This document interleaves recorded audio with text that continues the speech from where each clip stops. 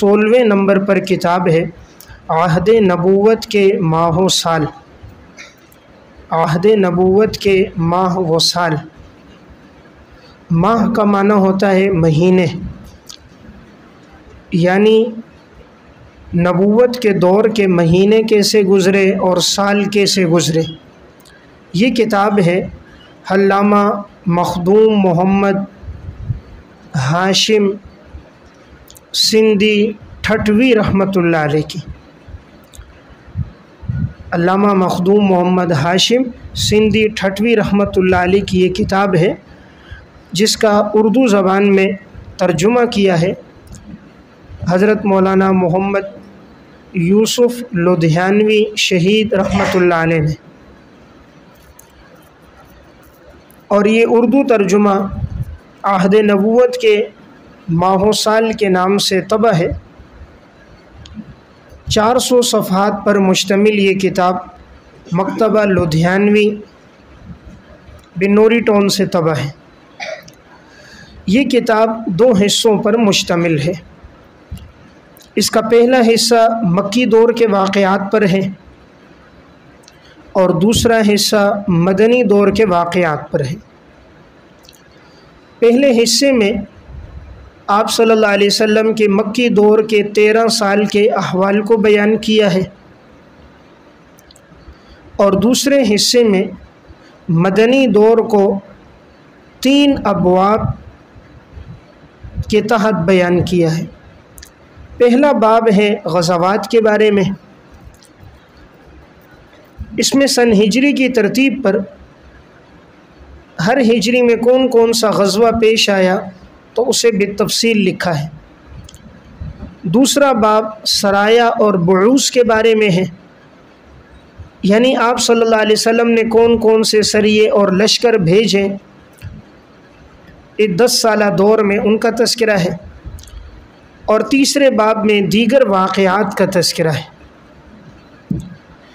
یہ جو کتاب ہے یہ ابتدائی نبوت سے لے کر وفات تک تمام احوال اور واقعات اس کتاب میں موجود ہیں۔ کتاب اس لحاظ سے بڑی مفید ہے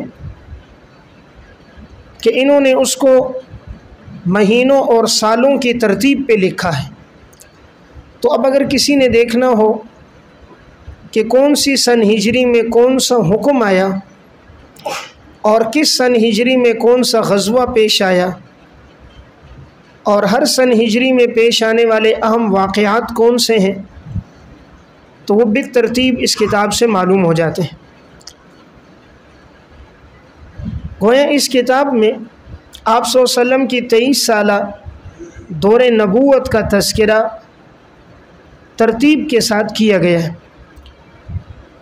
عموماً سیرت کی کتابوں میں کیف متفقہ مواد لکھا جاتا ہے، اس میں ترتیب نہیں ہوتی، اس کتاب میں ترتیب ہے۔ اور ترجمہ بھی ایک نہایت محقق اور مستند عالم دین حضرت محمد یوسف لدھیانوی شہید رحمۃ اللہ علیہ کے قلم سے ہوا ہے۔ ترجمہ بھی بڑے تسلسل اور روانی کے ساتھ ہے، پڑھتے ہوئے یہ احساس نہیں ہوتا کہ یہ ترجمہ ہے یا یہ مستقل کتاب ہے۔ تو اس وجہ سے بسا اوقات ترجمہ لفظی ہوتا ہے جس سے مفہوم سمجھ نہیں آتا، لیکن یہ ترجمہ تسلسل اور روانی کے ساتھ ہے جس سے کتاب کا مفہوم احسن انداز میں سمجھ آ رہا ہے۔ نمبر 17 نبی رحمت۔ یہ حضرت مولانا سید ابو الحسن علی ندوی رحمۃ اللہ علیہ کی تصنیف ہے۔ اللہ رب العزت نے حضرت ندوی رحمۃ اللہ علیہ سے دین کا بہت بڑا کام لیا، اور ان کی معروف کتابوں میں تاریخ دعوت و عزیمت ہے۔ نبی رحمت میں انہوں نے آپ صلی اللہ علیہ وسلم کی سیرت کا تذکرہ کیا ہے، اور انہوں نے اس تذکرے میں سیرت کے جدید اور قدیم تمام مآخذ سے استفادہ کیا ہے، اور اس میں بعثت نبوی سے پہلے عرب کا معاشرہ کیسا تھا اور اس معاشرے میں کیا کیا چیزیں رائج تھیں، ان سب کا ذکر ہے۔ یعنی جزیرۃ العرب اور حجاز کا تمدنی تذکرہ، ان کی سیاسی اور تاریخی طور پر ان کا پس منظر عہد جاہلیت کے ماہ و سال اور آپ صلی اللہ علیہ وسلم کی جزیرۃ العرب میں بعثت کیوں ہوئی، یعنی اللہ تعالیٰ نے ساری دنیا میں انتخاب جزیرہ عرب کا اور عرب میں مکہ کا انتخاب کیوں کیا، اس کی حکمتیں لکھی ہیں۔ نبی کی ضرورت، ولادت باسعادت، پھر آغاز نبوت سے لے کر وفات تک کے اہم احوال۔ بعثت کے بعد یثرب پر ایک نظر، بدر کی فیصلہ کن جنگ، غزوہ احد، غزوہ خندق، فتح مکہ، غزوہ حنین، حجۃ الوداع اور ازواج مطہرات کا تذکرہ بالتفصیل کیا ہے۔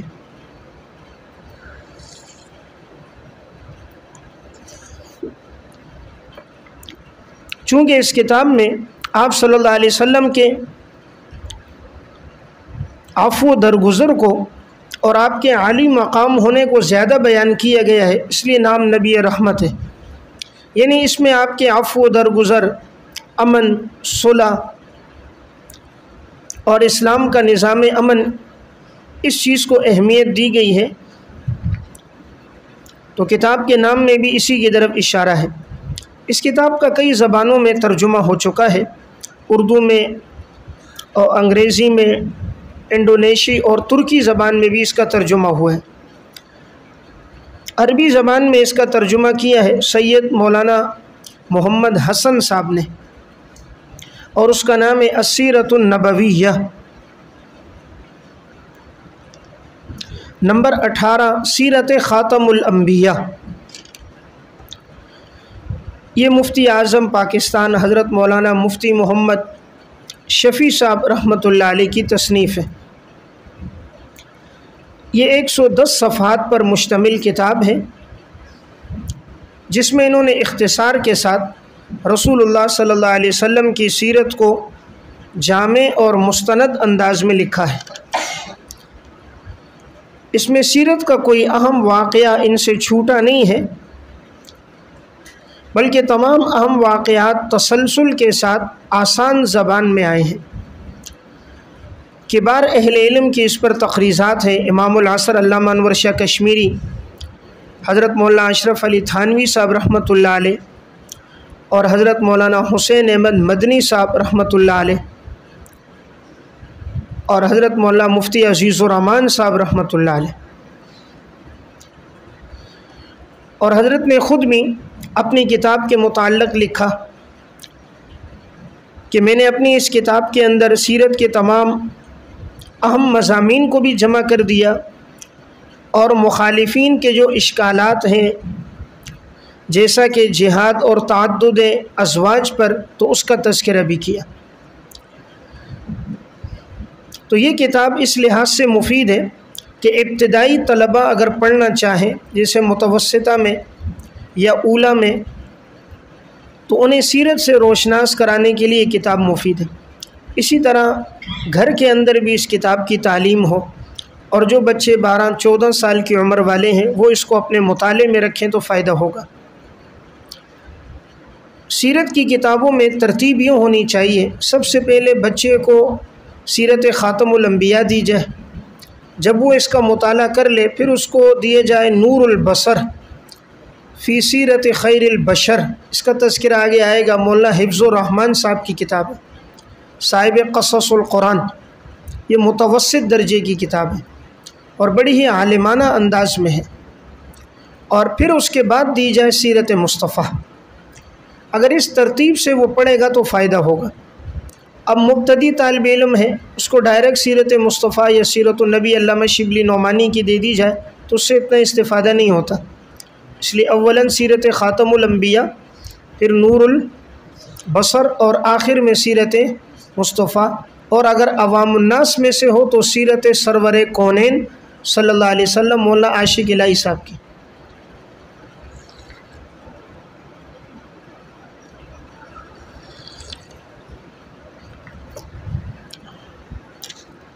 حضرت مفتی شفیع صاحب رحمۃ اللہ علیہ کی یہ کتاب اکثر مدارس میں نصاب کا حصہ بھی ہے اور گھر میں بچوں میں بھی اس کی تعلیم دینی چاہیے، اس سے فائدہ ہوتا ہے۔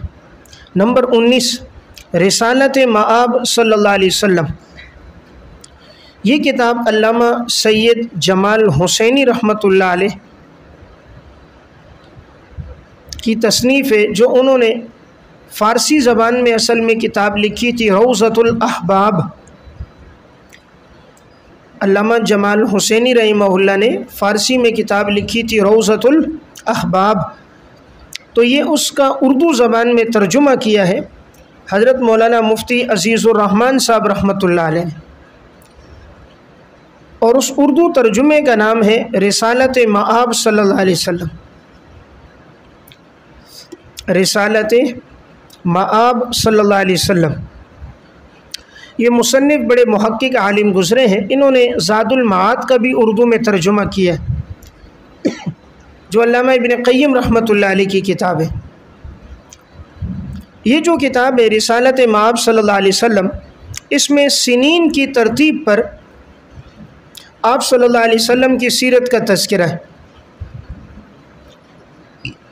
اور مترجم نے بامحاورہ ترجمہ کیا ہے اور جا بجا مفید حواشی بھی لکھے ہیں، اس کی وجہ سے کتاب کی افادیت بڑھ گئی ہے۔ اگر اس کتاب پر مزید تحقیق کر دی جائے، یعنی روایات کی تخریج اور روایات پر حکم بیان کر دیا جائے اور احادیث کا حوالہ اصل مراجع سے لکھ دیا جائے تو اس کی افادیت بڑھ جائے گی۔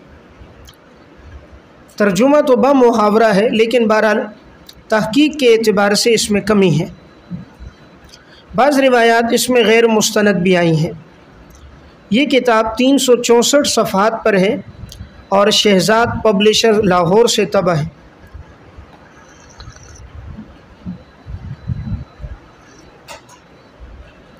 نمبر 20 نقوش سیرت۔ نقوش سیرت یہ حضرت ڈاکٹر طٰہٰ حسین مصر کی تصنیف ہے۔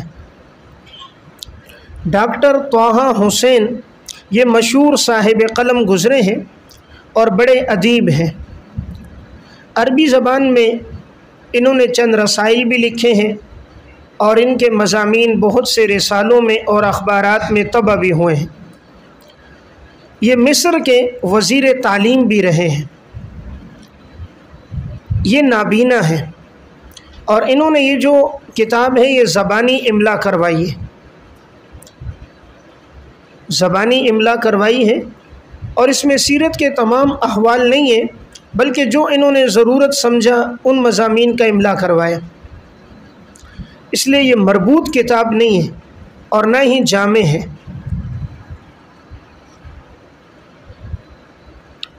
بلکہ سیرت کے کئی متفقہ واقعات اور حوادث کا اس میں تذکرہ ہے، لیکن ان کی عربی ادب بہت اعلیٰ ہے، اس لیے اگر کوئی ادبی انداز میں سیرت کو پڑھنا چاہتا ہے تو وہ اس کتاب کو مطالعے میں رکھے۔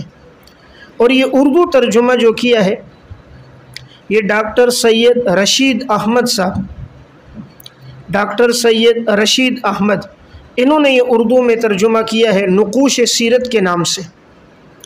اصل کتاب جو عربی میں ہے اس کا نام ہے اعلی ہامش سیرتی،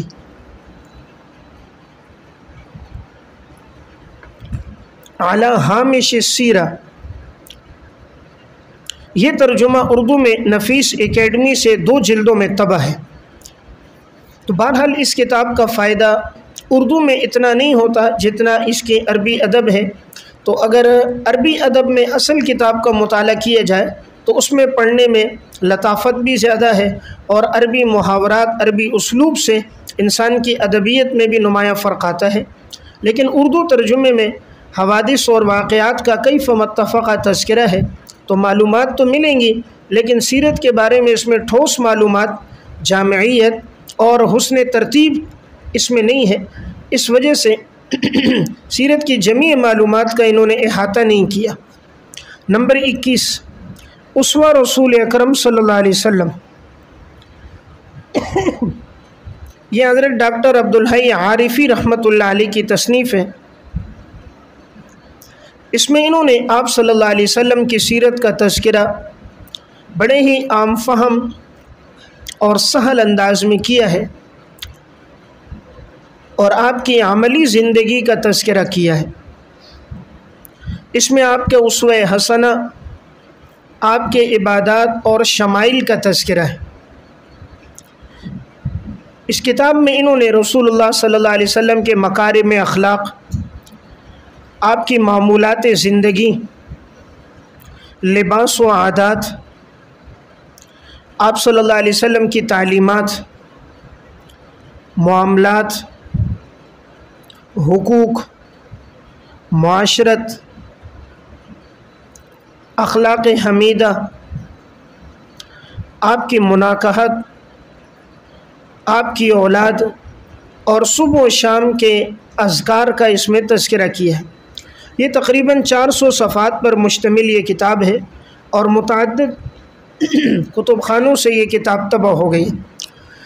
اس لیے عوام الناس میں اگر کوئی سیرت کے حوالے سے عام فہم انداز میں آپ کی عملی زندگی کا مطالعہ کرنا چاہے کہ سنتوں سے اسے واقفیت ہو جائے،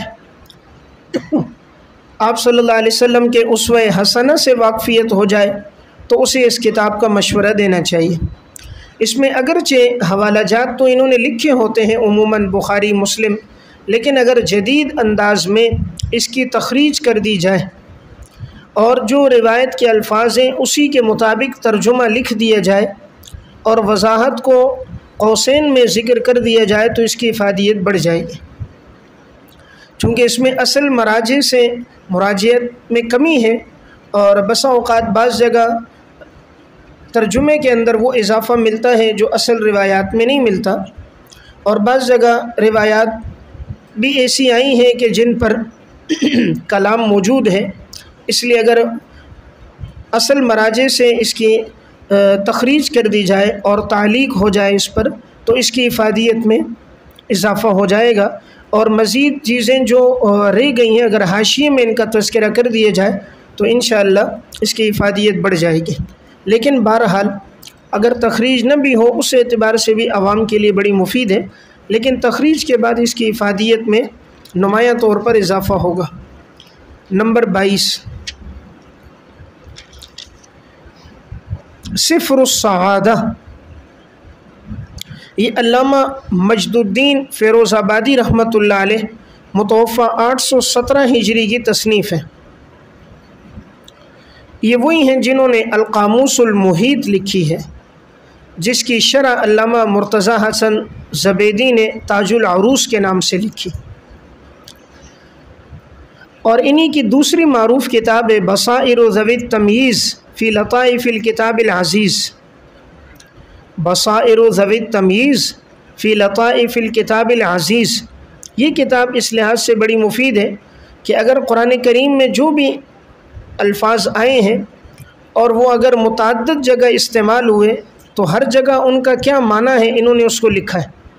اب لفظ رحمان قرآن کریم میں مثلاً 30 جگہ آیا، ہر جگہ اس کا معنی کیا کیا ہے انہوں نے وضاحت کی ہے۔ لفظ مغضوب ہے، لفظ ضالین ہے، یؤمنون ہے، یقیمون ہے، لفظ ختمہ ہے۔ تو یہ ایک بڑا اہم کام ہوتا ہے کہ کوئی بھی لفظ قرآن کریم میں اگر متعدد مواقع پر استعمال ہوا ہے تو کن کن معانی میں استعمال ہوا اس کی وضاحت انہوں نے اس کتاب میں کی۔ دورہ تفسیر پڑھانے والوں کے لیے کتاب مفید ہے۔ کیا نام ہے؟ بصائر ذوی التمییز، بصائر ذوی التمییز فی لطائف الکتاب العزیز۔ یہ کتاب 6 جلدوں میں چھپی ہوئی ہے۔ قرآن کریم کے فہم کے لیے 4 کتابیں مطالعے میں رکھنی چاہیے۔ ایک بصائر ذوی التمییز، ایک علامہ ابن قیم رحمۃ اللہ علیہ کی التبیان فی اقسام القرآن، قرآن کریم میں جو اللہ نے قسمیں کھائی ہیں جا بجا تو ان کی وضاحت کی ہے، اور تیسری علامہ ابن قیم ہی کی الامثال فی القرآن الکریم، اور چوتھی ارض القرآن۔ ارض القرآن قرآن کریم کے جغرافیہ کو انہوں نے لکھا ہے، محل وقوع قرآن نے جو واقعات بیان کیے وہ جگہیں اس وقت کہاں ہیں ان کی تعیین کی ہے، اور اس کے ساتھ 5ویں کتاب قصص القرآن مولانا حفظ الرحمان صاحب کی نہایت مفید کتاب ہے اس لحاظ سے کہ قرآن کریم میں واقعات عموماً بعض جگہ مختصر ہیں، پھر بعض جگہ مختصر، بعض جگہ تفصیل. تو اگر کسی بھی نبی کا واقعہ بالتفصیل پڑھنا ہو تو انہوں نے اس کتاب میں لکھا ہے مستند انداز میں قصص القرآن. تو بہرحال یہ 5 کتابیں میں نے عرض کر دیں، قرآن کریم کے فہم میں یہ مفید ہیں. تو بات چل رہی تھی علامہ مجد الدین فیروز آبادی کی اس کتاب کی. یہ کتاب انہوں نے فارسی زبان میں، تو اس کی پھر مفصل شرح جو لکھی ہے فارسی زبان میں وہ شیخ عبدالحق محدث دہلوی رحمہ اللہ نے لکھی ہے، شرح سفر السعادہ.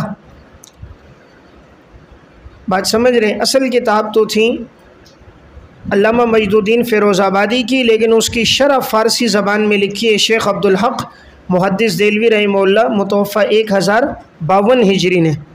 اب اس کا اردو یہ ترجمہ یہ کیا ہے حضرت مولانا ہدایت اللہ ندوی صاحب رحمۃ اللہ علیہ، مولانا ہدایت اللہ ندوی صاحب.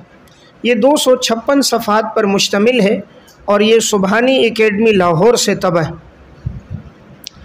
اس کتاب میں آپ صلی اللہ علیہ وسلم کی عبادات، آپ کی عادات، آپ کے خصائل اور محاسن کا تذکرہ ہے. نمبر 23 نور البصر فی سیرت خیر البشر. نور البصر فی سیرت خیر البشر یہ حضرت مولانا حفظ الرحمان صاحب رحمۃ اللہ علیہ کی تصنیف ہے. یہ وہی ہیں جن کی کتاب قصص القرآن ہے. اس کتاب پر علامہ انور شاہ کشمیری رحمۃ اللہ علیہ اور حضرت مولانا حسین احمد مدنی رحمہ اللہ کی تقاریض بھی ہیں. یہ کتاب متوسط انداز میں سیرت کی نہایت مفید، معلوماتی اور تحقیقی کتاب ہے. انہوں نے ابتدا میں سیرت کی ضرورت اور اہمیت اور اس کے فوائد پر روشنی ڈالی ہے. کسی بھی عنوان کا آغاز کرتے ہیں تو عموماً قرآن کریم کی آیت سے یا حدیث سے، اور پھر اس کے بعد متوسط انداز میں تشریح کرتے ہیں اور آخر میں سوال جواب ہوتے ہیں تاکہ جو مضمون پڑھا ہے وہ یاد بھی رہے. چونکہ یہ کتاب لکھی گئی تھی مدارس کے نصاب میں شامل کرنے کے لیے، تو اس وجہ سے انہوں نے اس کا انداز بھی اسی طرح رکھا ہے جو انداز عموماً متون کا ہوتا ہے، اور سوال جواب بھی قائم رکھے گئے تاکہ وہ باتیں یاد بھی رہیں. تو اگر یہی اسلوب اب بھی ہو کہ کتاب پڑھانے کے بعد سوالات کے ذریعے سے اس کا اجراء اور امتحان ہو تو سیرت کے وہ مضامین یاد رہیں گے.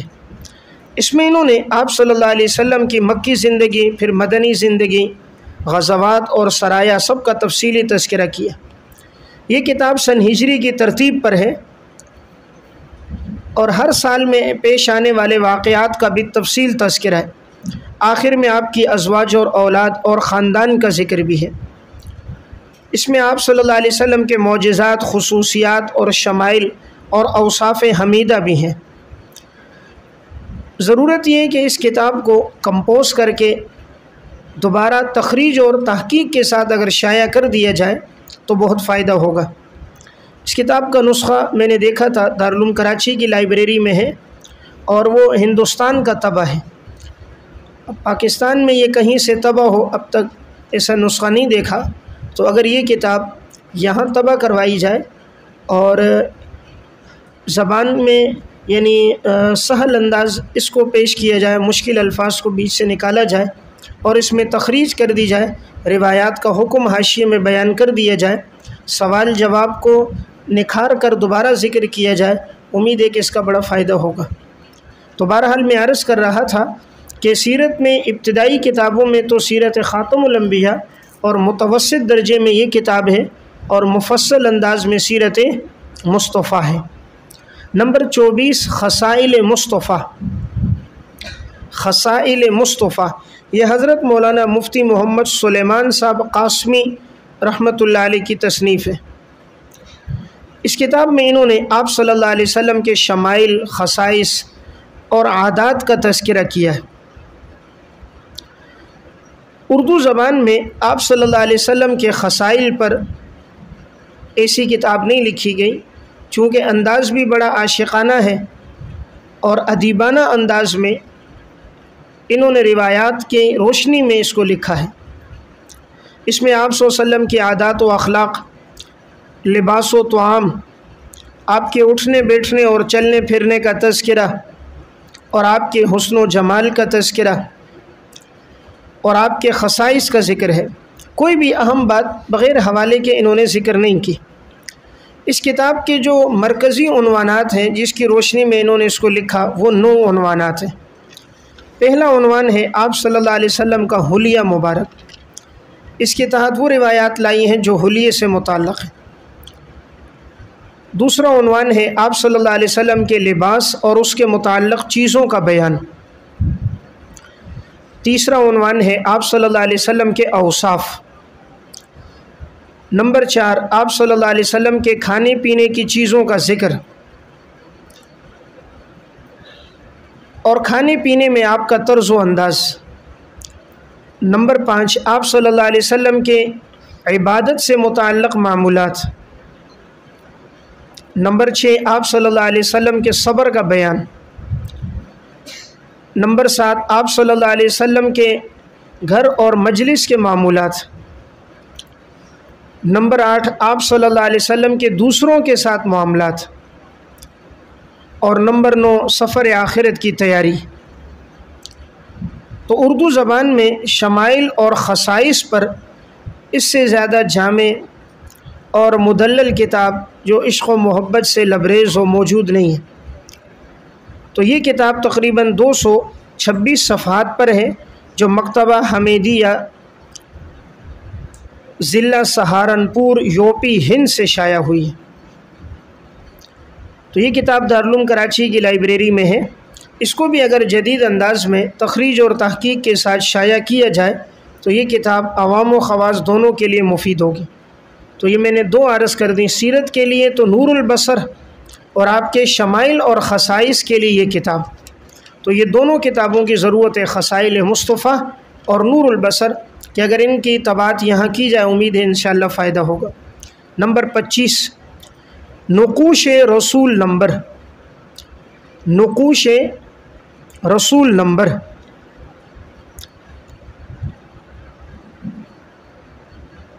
یہ کتاب 13 جلدوں میں ہے، اور یہ آپ صلی اللہ علیہ وسلم کی سیرت پر ایک عظیم انسائکلوپیڈیا ہے۔ اس میں انہوں نے رسول اللہ صلی اللہ علیہ وسلم کی سیرت سے متعلق جس نے بھی کچھ لکھا ہے، کسی بھی عالم نے، اور اس کا کسی بھی مکتب فکر سے تعلق ہو، انہوں نے ان کے مضامین کو اس میں جمع کیا۔ اس میں مسلمان ہو یا غیر مسلم مفکرین ہو، یا دانشور ہو یا مستشرقین ہو، ان کی جملہ معلومات اس کتاب میں یکجا ہے۔ سیرت طیبہ کے تقریباً ہر پہلو کو اس میں لکھا گیا ہے۔ اس میں متقدمین متاخرین سیرت نگاروں کے مضامین کو یکجا کیا گیا۔ جس طرح احتساب قادیانیت ایک جامع کتاب ہے کہ قادیانیت سے متعلق جتنا مواد اب تک طبع ہوا ہے وہ ایک کتاب میں یکجا ہے، اسی طرح سیرت کے متعلق جتنا اہم مواد ہے وہ اس کتاب میں یکجا ہے۔ اگر کوئی سیرت کے کسی گوشے پہ لکھنا چاہے، اس کتاب سے اس کو بڑی معلومات ملیں گی، اور ایک رخ اس کو ملے گا، اور کہ کس طرح وہ لکھیں اور کس کس نے اس پہ لکھا ہے، اور ان کا اسلوب کیا رہا ہے، اور اس میں وہ جدت کیا لا سکتا ہے، تو وہ معلوماتی چیزیں اس کو ملیں گی۔ دارالعلوم کی لائبریری میں کتاب ہے نقوش رسول نمبر۔ تو بہرحال یہ کتاب 13 جلدوں میں طبع ہے، اور سیرت کے تمام اہم گوشے اس میں موجود ہیں، اور اس میں انہوں نے کسی ایک مکتب فکر کو نہیں لیا، جس نے بھی سیرت پہ لکھا، یہاں تک کہ غیر مسلموں نے لکھا تو ان کی معلومات بھی انہوں نے اس کتاب میں یکجا کر دی۔ تو اگر یہ کسی کے پاس ہو تو گویا سیرت پر بر صغیر میں جو کام ہوا ہے اس سے ایک حد تک